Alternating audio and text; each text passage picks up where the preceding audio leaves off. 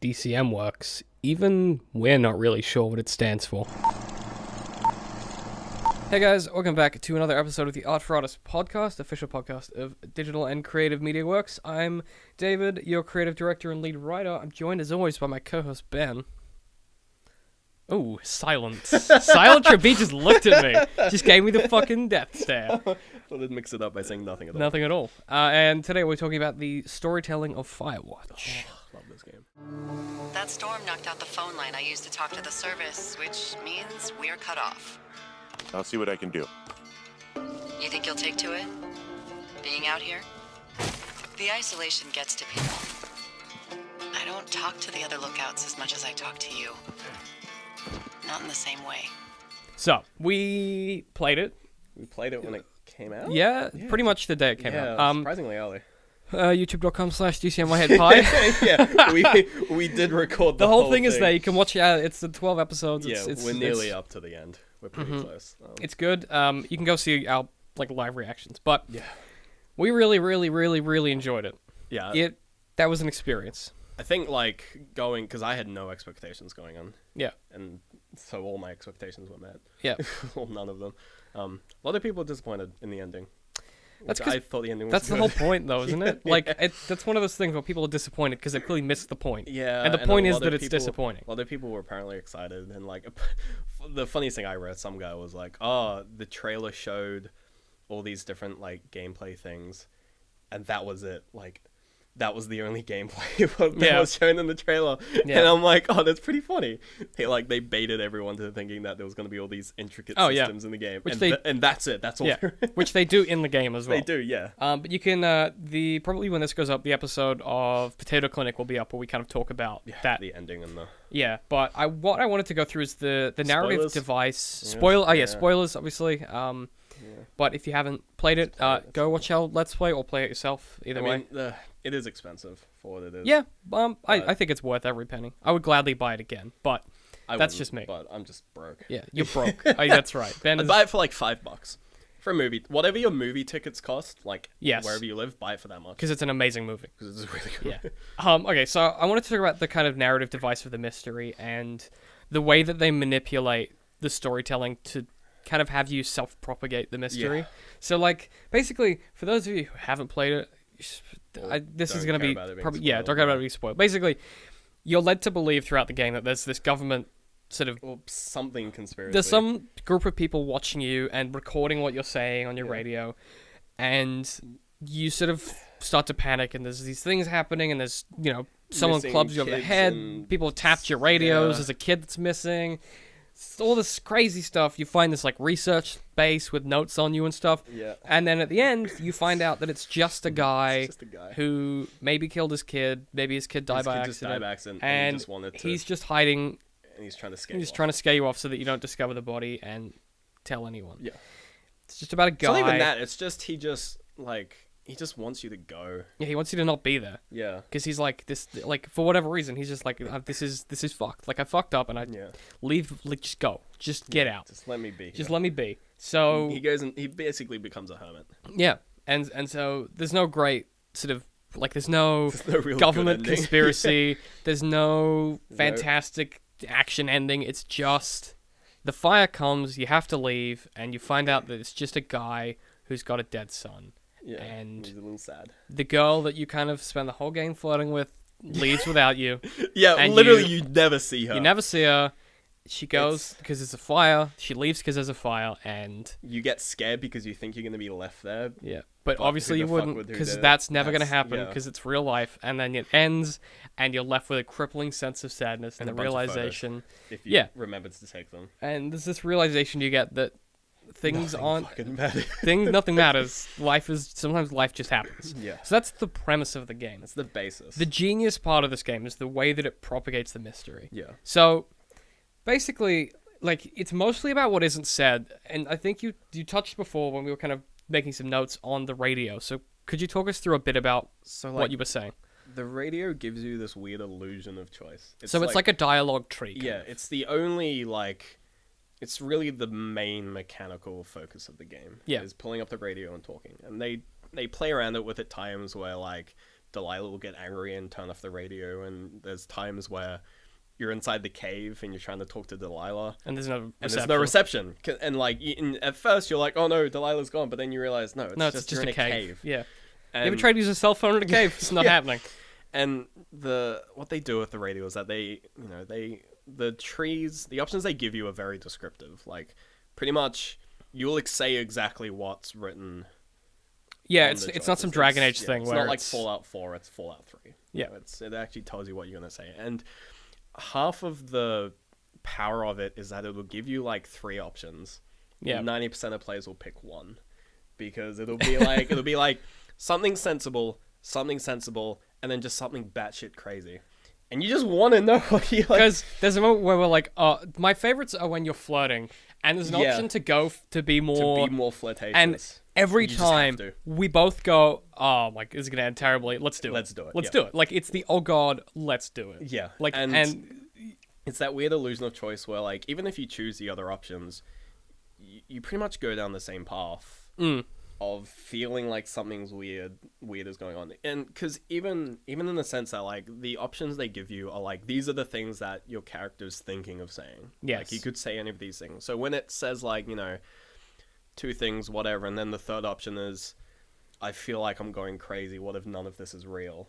yes, That gets in your mind and you think, okay, maybe true. Yeah, because that's how thinking works. Yeah. Like, when you have that thought, just having that thought is enough to make that thought real enough to Yeah. keep having it. It shows, like, those options show, like, what Henry is thinking, and then you just choose which one to say. Yes. And most of the time, we you just pick chose the crazy one. the crazy because one, it's- because that's what you feel at the moment. Yeah, like, 'cause when you- it's happening. You want to you want to see what happens. You want to see if there's anything, you want to see if this dialogue choice opens up some great revelation. Yes. It never does. Because that's what we hope in life, is that we'll have some conversation, someone will say something, and we'll go, oh, that's the meaning of life that I've Yeah. been missing. That's because Everything makes sense People now. have this thing, and I've said this before, not directly on the podcast, but I've said it a few times, but people have this thing where, like, everyone seems to assume that the one day in primary school when they were sick with the flu is the day that everyone else had the lecture on how to have a happy and meaningful life, and they missed it because they had the flu.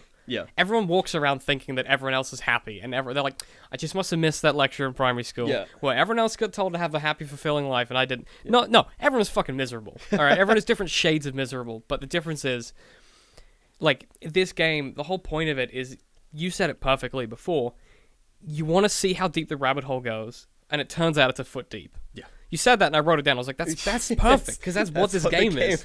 It's like, turns out life is not that complicated. Yeah, and the whole conspiracy, and like we made a mention it in the Let's Play of the 2 girls that go missing. Like, they're your first conflict in the game. Is Yes. that these 2 girls running around, it's like start a fire, and you're like, hey girls, stop starting a fire. We pissed them off because we threw their stereo in the Which is actually a wall. crime. Yeah, Yeah. which pops up later in the game, and like it makes you feel like, oh shit, like consequences kind of thing. Yeah, Even though yeah. it doesn't matter. Literally doesn't change the Yeah, game. they turn up later on in their phone. Yeah, like about an hour before, like half an hour before the game ends, it's just like, yeah, we found them. They just went on a joyride and got put in jail for a bit because they're dumb kids. Because they're dumb teenagers. And I think when we were playing it, you were like, you know what they just did? I'm like, what? And I'm like, you're like, they just closed the initial conflict to make this conflict feel Yep. worse. And this was when we were still like, there's a conspiracy, yeah. like something. Like, Yeah. this was before we realized, and that sort of closing of that storyline just made it like, okay, something's definitely Yeah. going on. It- Because if it's not the girls, then who is it? Yeah, it's a very clever, because when I consume stuff now, because all I do at the moment, like I'm writing so much that all I'm thinking about is structure and narrative and storytelling and stuff. So like when that happened, I was like, oh, like I even though I knew that was a narrative technique, it meant that I knew something worse was about to happen. Yeah. So I got even more worried than if I hadn't noticed. And it also Like- because they were able to just close that storyline fine, it meant that before then they could throw all these wild accusations of huge consequences. Like when Yes. they go missing and it's just like, we're the last people who have talked to them. Oh, that's right. Yeah, and yeah. It looks like we killed them. And or he's like, whatever. he's like, And it's Henry, you're the last person to have seen them he's alive. like, shit. Yeah. Doesn't matter. Like, And then I can't think of what the other thing is, but she doesn't report something. I can't think of what she doesn't. You committed not to report something to do with the girls. Yeah, and she's just like, I just filed a false report Yeah. to the police essentially, Yeah. and they've tapped our radios so they know. Yes, I was and they've got lying. transcripts of that. And you're like, shit. And there's a moment where you're like, oh, that moment Nothing is that moment's just- rough, and that's that comes off the back of a really great sequence where the clipboard. no, clipboard? I mean before the radio call when the girls go missing is just after you've had your sandwich, I Yeah. think. So you're sitting on the rock and she's like, "Hey, you having a Super nice day, beautiful. Henry?" And it's this like It's like day 3 or day 7, it's and it's just just gorgeous. I think Like we were that yeah. that moment for me was when I was like, this game, like it's stunning, and then you get this parcel of dialogue, and it hits you in the like that small part of your chest, really high up, and you're like, fuck, like it just the penny drops, and you're like, this is this kind of a game where things matter, and this is gonna be bad, Yeah. and then it kind of just escalates, and that moment of escalation is when they go. Here's your like the inciting incident is that Henry's wife is sick, and he goes and gets this job as doing as to sort of fire get away, watching. Yeah. yeah. So that's the inciting incident of the story. The middle build occurs when the girls go missing. He finds like They're destroyed. the wire is cut, right? So the part of the end of the initial sort of opening is the girls and the radio, and they go away, and then you find their camp and the wire's cut. That is sort of part of the start of the middle Yeah. build, right? The really interesting thing about the way they do it is that ties in. There are inconsistencies with, like, there's panties up near where the wire is cut, and there's these inconsistencies that make you go, Wait a it minute. can't have been the girls who did blah blah blah, Yeah, who were because- there and there at yeah. the same time. You start to think there's someone else You there. mentioned that when the wire's cut and it's just like on the panties it's like fuck off freak or whatever, some shit, and then you go down to find their note and it's just like, also, why'd you steal our panties? And we were just like, we didn't do that. Yeah, and it's like, oh, And you're like, someone else oh. did. I don't think Henry mentions that.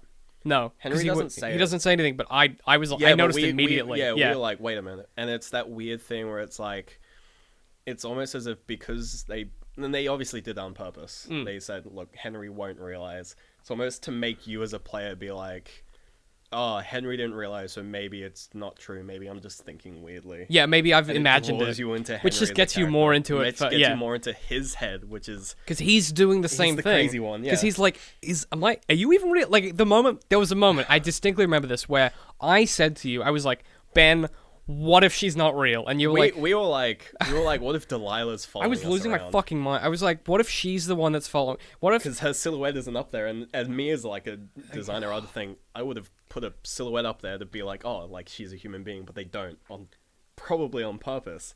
But like Because until then you go up there and you don't see her. you don't see her. It's But you it's don't like know who she like is. until that line of dialogue where you verbalize that you think you're going crazy. Yeah. There's no indication that you should think that at all. Like she's then it just comes up and you're she's just trusting like- and friendly, and I And it just confirms. it confirmed the thing that we talked about, and so like Yeah. it's a really interesting kind of structural phenomenon that they've managed to create where you you predict what's going to happen, but it's not like it's telegraphed. You just kind of Yeah, you You think project. You're like you think like, oh, you think it's just gonna be like a traditional, like, you keep trying to think of like what the twist is. yeah.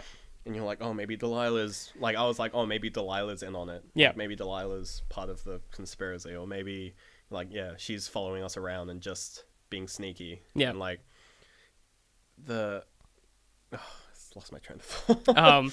I kind of get what you were going, where it's like what it allows you to do is it kind of allows you to project your Yeah, you assumption, can- because like the whole game is Yeah, what it does is you have these like assumptions in your head, and then the game gives you the opportunity to be like, okay, I'm not thinking wildly, like this is a possibility. yeah, it lets you disprove your own disbelief Yeah.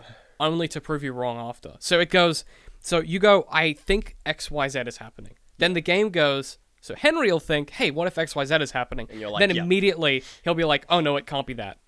Well, sometimes Kind of it thing. kind of runs with it, like especially with the "Am I going like is Am I any of going this insane real?" thing, Like, and then that it- runs for a while, And that gets worse when you start to hear, like, you get the thing that beeps, and part of that is you find these backpacks with these, like, fucking alarms on them. yeah, and you're just like, You're like, who's doing this?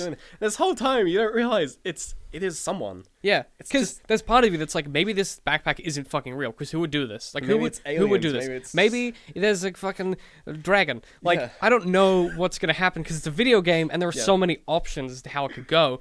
If you go to a cinema, and you watch a fucking James Bond film, chances are there's a villain pulling the strings. If Yeah. you watch fucking Ninja Turtles, chances are it's fucking Shredder behind Shredder the plot pulling- of the yeah. episode. But in this game that has no context, that you don't even know if Don't it's know like if a it's the same thriller. universe Is as it real? our- Is it a yeah. real world thing? Like, what the and then it just keeps playing with that idea. Yeah. And it's like, what world are we in? Do you know? Does Henry know? Does Delilah know? Yeah. Like, your expectations are built up because you need to try and predict what happens next to get a sense of, like, safety. Like, you need to be like, Yeah. oh, I'm smarter than the game. I know that blah, blah, blah is going to happen next. And the game goes, Oh, when we were playing the whole time, every time like we went into some sort of animation that took away a mouse movement, I'm like, "Yep, jump scare, here we your go." panic. Never Yeah, happened. never happened. And your It happened once when I didn't notice. Yeah, and your panic there is genius on their part, because what they're doing it's is based off like Yeah. things I'm used to. because you're sitting there happening. going, I'm like, I know what's going to happen. I I know what it's games do, yeah. But they don't, because they're like, this isn't a game. This is more like real life. They do it once. What's When you the pick up the red radio after the clipboard. Ah, Like, but- oh, what's this? And you get bashed in the back. That of the was- head. It's the only time you do it, and you just don't notice. Yeah. You don't realize it because you're so invested in just like, what's this radio? And you pick it up and just out of nowhere. I don't know if you noticed, but when you picked it up, we both leaned forward to look at it, like in our seats. I remember this really distinctly because I was cutting the audio and I was like, we got really loud and close, but we Yeah. both went, like we both leaned into, like we leaned into the screen because we're like, Yeah. what the fuck? And then we get clubbed. Yeah. And it's like the fact that we were so invested that we leaned forward as Henry leaned forward, then you get clubbed. That's an effective. It's not even a jump scare. It's just it's jarring because you're so in Henry's head that you're not expecting it. Yeah. And it's, I think it comes back to the thing of they let you create your expectation because it's structurally superb. Like they've got the beats of the story are so well structured that you try and predict them as they happen, and you always get it slightly wrong. Yeah. And they never confirm anything till the very end, and then it's just...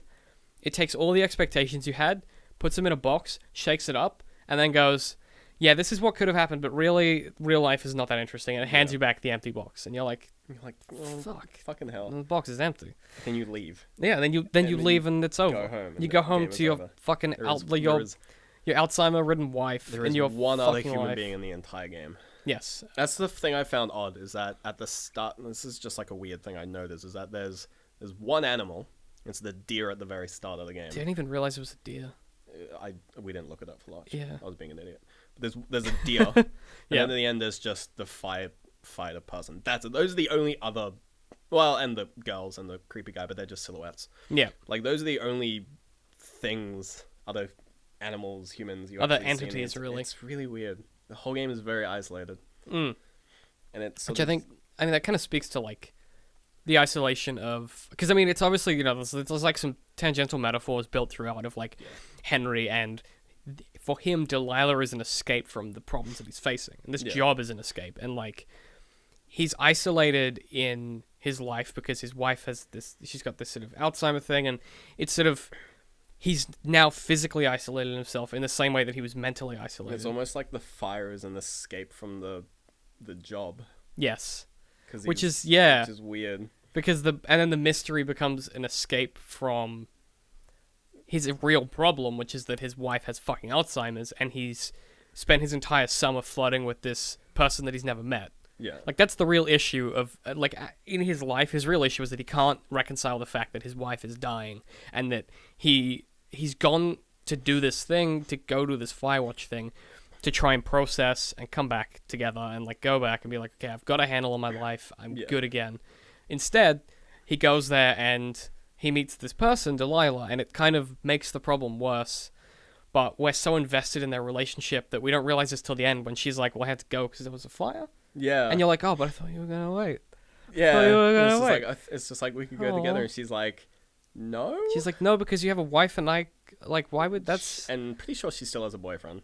We have to rewatch that. So we there's both, there is a note where it says, like, has had multiple male partners, current long-term partner, and then guy's name's like Jaden or something. Yeah. And then he's just like, you have a boyfriend? She's like, what? No, I didn't. And it's like, no. See, I thought it was the other way around, where she'd lied to you about having a boyfriend. No, I think she'd it was... said, I have a boyfriend, and then you're like, you don't have a boyfriend. Like, I can't remember it was that. a case she never told him she had a boyfriend. Oh, okay. And he's just like, that's why he's just like, wish you hadn't left that out or something. Yeah.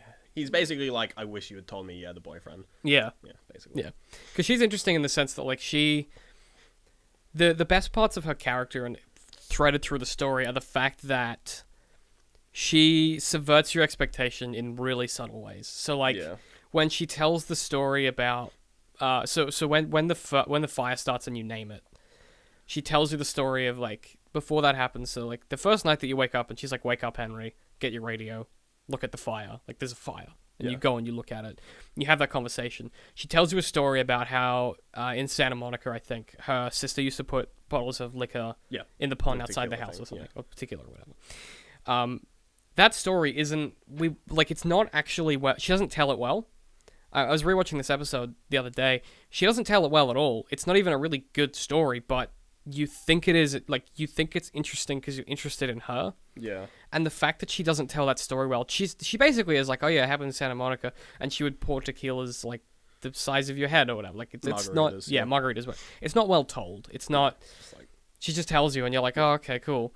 But the bit that matters is the bit afterwards, where you have this really intimate moment. But the fact that the story is poorly told reminds you that you're invested in her as a person, not. Like, you don't really care what she's saying anymore. I think the thing that caught me off guard in that sequence was when she was like, look at the fire, and we were talking. And then she gets all flirty with you. And I ended up just, like, wandering off, like, down the stairs. And then, like, right when you're, like, we said something, like, obnoxiously flirty, she's just like, are you looking at the fire? And I'm like, what? Yeah, totally. That was so and funny. I'm, like, running up the you steps. were like, I'm totally looking at the fire. Because I just got completely lost in it. Because if I was playing in that moment, I would have stopped. I would have stayed where I was and stared at the fire, because that's what she was doing. Yeah. But you were like, no, I'm gonna go for a wander, and I was like, yeah, whatever, because that's what you were doing. She's like, you look at the fire, and you're like, no. The panic on your feet. You're like, huh, I'm not. Like, you look so guilty. It was real. That's so great. That's yeah. I would like, and obviously, if you were still looking at the fire instead of, because Henry says like, oh no, I'm not, kind of guilty. And... No, I think he says I will, but like he doesn't say he isn't, but he's like I will. Yeah, and I think if they probably have sort of it coded in that if you are still looking at the fire, he's just like, yeah. Yeah, he's like, yeah, of course I am. So it's yeah, I think the dialogue between the two is like easily the best part, because it's not like the voice acting sells it like really well. Voice acting, I mean, which it helps that Delilah's voice comes from a radio, because it means you can just overlay it with a little bit of static and just hide the imperfections every now and then. I think that, but the script is really well written, because it's not, like you said, like they're not good storytellers. Yeah, which is, they shouldn't be, because they're just normal people. They're just people. It's their conversations feel so organic. It's uncanny. Yeah. Like, it's that kind of screenwriting is so hard to do, and the fact that the voice acting and the way that the game is put together, the fact that it nails it. Actually, I think one of the biggest reasons it works is because it's via radio. You're actually allowed to have pauses between lines. So, like, one of the biggest things, and I went to see a play last night, and the biggest problem they had is that they were inexperienced actors, so they would finish a line and then pause, and someone else would read their line, instead of a real conversation where you talk over the end of each other, right? They weren't doing that because they hadn't acted for long enough. Yeah. The advantage the game has is that structurally, because it's by a radio, you've always got a little bit of a pause. Even if it's just putting the button on or off or whatever. You don't have that, like, uncanny valley thing that other game dialogue has, where there's awkward pauses between or there's talking. Not enough pauses, or they're too short or too long. In that, it really works. Yeah. And the advantage you get is it gives you time to think about your choice. And also in game, you can quote unquote buffer conversation, where if Delilah's talking and you input something, it just waits for her to finish talking, and then it goes, and then you immediately put it in, and it works well, because if you are if you go back and like rewatch our playthrough, like moments where we're like actually thinking about our decision, like Delilah will sometimes be like hey, like, she's like, what do respond? You and if you input a decision when she's saying that, it's like So it's like, okay, as like if you were talking with someone and they're like, hey, what do you like, hurry up and respond, you would immediately, as soon as they finish talking, respond. Yeah. Because you're like, I know what I'm saying, shut up, let me talk. And obviously he's just like not being rude. So it's like the radio gives a reason for there to be that like pause between dialogue, which is natural with any dialogue system, because, you know, talking just immediately from your thought is almost instantaneous, whereas pressing a button or scrolling down the mouse wheel, holding and releasing shift isn't instantaneous. Exactly. Like, it takes a while. Yeah. And I think that's just like, it would be, if it was like, oh, it's like an earpiece that you talk into that's like always running or something, like the fact that it's a walkie-talkie, something that is so low-tech, like it helps push that idea and make it a lot more natural. I think that, I mean, it's one of the most important narrative devices in the story itself, because the walkie-talkies are your link to Delilah, and it becomes really safe. And then when that is intruded upon, the first moment where you hear a cough before you get clocked, the amount of stress that puts on. Basically, it what happens is it goes, here is your safety net. Your safety net is Delilah and the radio. Yeah. She is literally the only person out here who can help if you get into trouble. And the minute you hear that cough, and because I think you ask her a question, she goes quiet, and then you hear a cough, and you're like, Delilah, did you cough? And you're like, well, she asked you.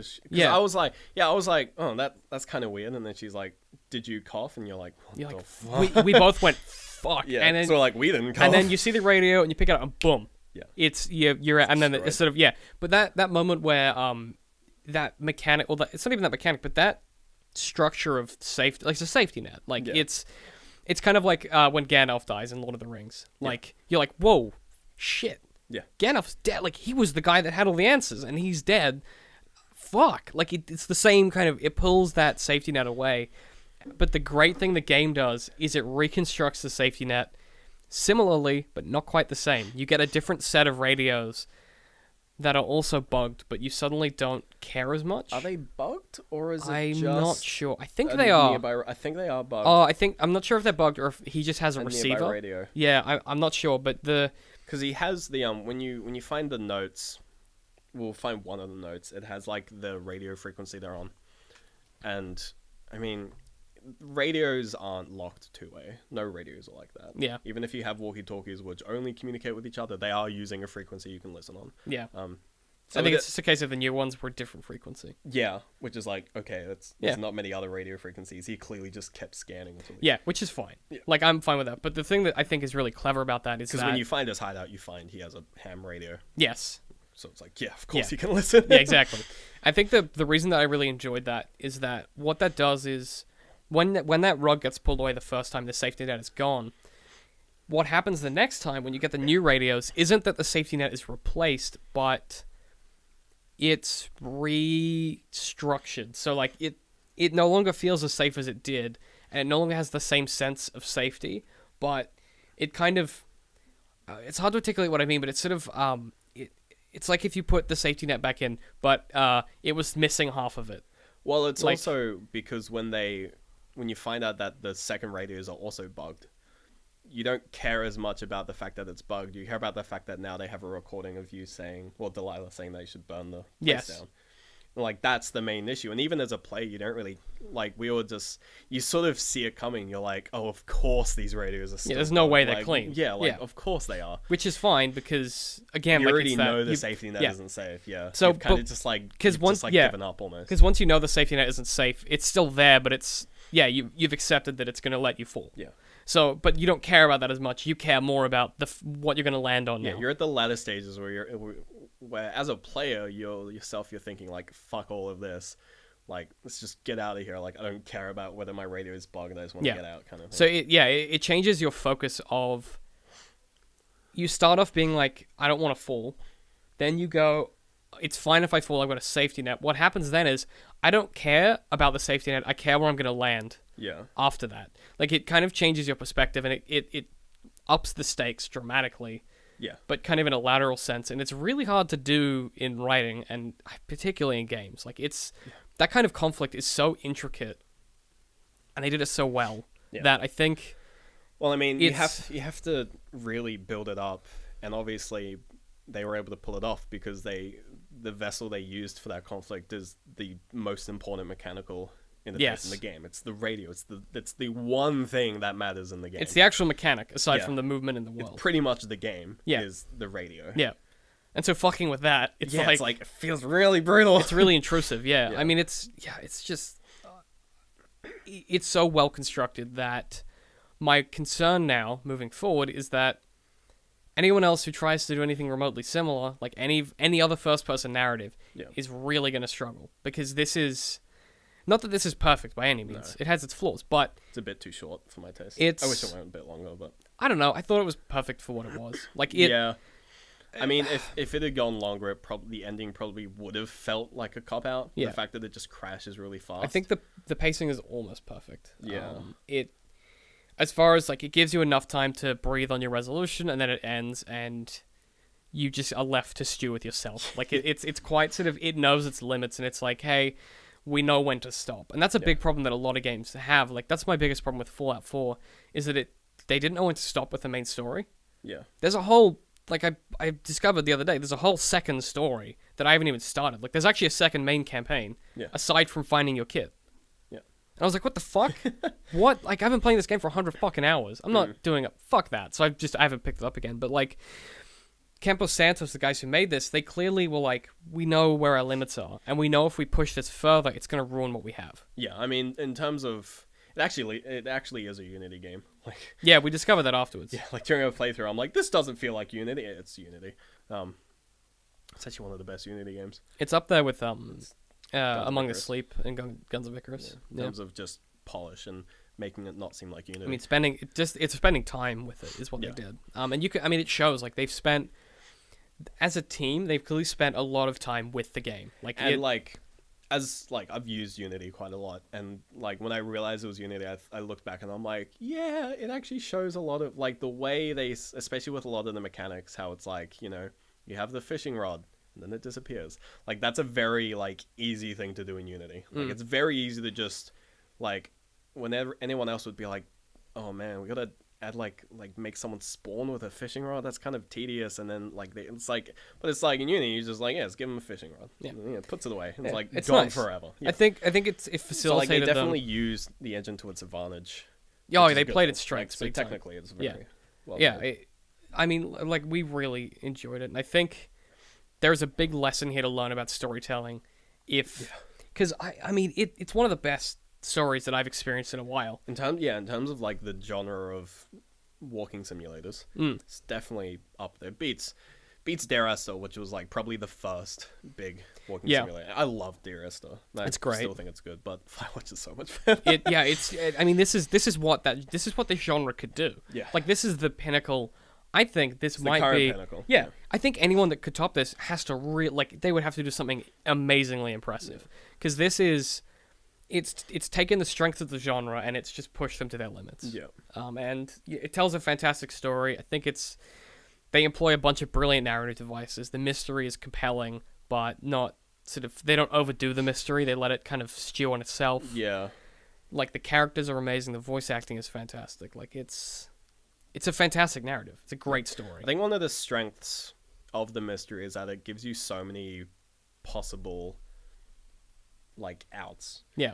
You find the note of the missing person, you're maybe that's the dude, and you find the two girls, you're maybe this is all the two girls, and you have the story of Brian and Ned, and you're maybe it's Brian and Ned, and then you have the Ron and Dave characters who are just in writing, you're maybe this is all Ron and Dave. Yeah, you've got a lot of options. And then it closes them off. It doesn't even close all of them. I don't even know what happened to the missing dude. Just one by one, kind of slowly. Yeah, it's just it's not the two girls, and then it's Dave and Ron, it could be them, but you don't really see much of them. Yeah. They're probably gay for each other. I have a feeling they're gay for each other. I think they were fucking, yeah. I mean, yeah, but that idea of they narrow the possible streets. Yeah. And the only options left are bad ones. Yeah, you create your own options. You you start to invent them. Yeah. What if Delilah is... What if it's Delilah? Yeah. What if it's a government conspiracy? You create these non-characters, and you start to believe that it's them more than just the actual characters and told that exist. If you were to write a detective novel that did that, it would be a fucking triumph, because it's so hard to do. Yeah, because you would have to introduce the characters of the government conspiracy without introducing Which, them as characters. like, you can do, I guess. You do through, well, like, the Firewatch did it through the environment. It did it through coming up to this gate and having it say, like, no entry, US code 1880 thing, and then and then Henry saying, this looks like Area 51. Boom, immediately you're like, oh, okay. Yeah, like, and that's just great writing. Yeah. Like, it's, I mean, we could talk amazing things about this game all day, but we've got an episode of Potato Clinic up on the game. More into the mechanics. A little more into the mechanics side of things, and then we've also got the Let's Play you can watch. So there's plenty of us talking about it. So we're not going to waffle on it. We love this game, and it does some brilliant things with its story. Yeah. So where can people find us, Ben? Podcast at dcm.works. Yes. YouTube somewhere. Twitter is at DCM_works. We also follow hashtag AFApod. Yeah. All of that stuff is in the show notes, patreon.com/DCMworks. And if you get any value from the show, we ask that you consider giving a little bit of value back and leaving us a rating or favorite or subscribe or whatever it is on wherever you are. We really appreciate any feedback you can give us, and the more that you throw those ratings on iTunes, the more people can hear the show and the more people can enjoy it. Hurrah. Good. But I suppose that's it from us, and as always, we will see you guys next time. Goodbye. It was a very, well done. And, the gameplay is super fun. And, because those three things are there, it's exceptionally good. I could do it in a heartbeat and make millions, but it would feel like just gouging my soul out. Yeah. Jurassic Park's a little more like DDR. If Shrek is a fairy tale creature, can he actually own land and want to kick them off? Where did that come from? You have to make a lot of shit up to make good art. Yeah. That's just the truth of it.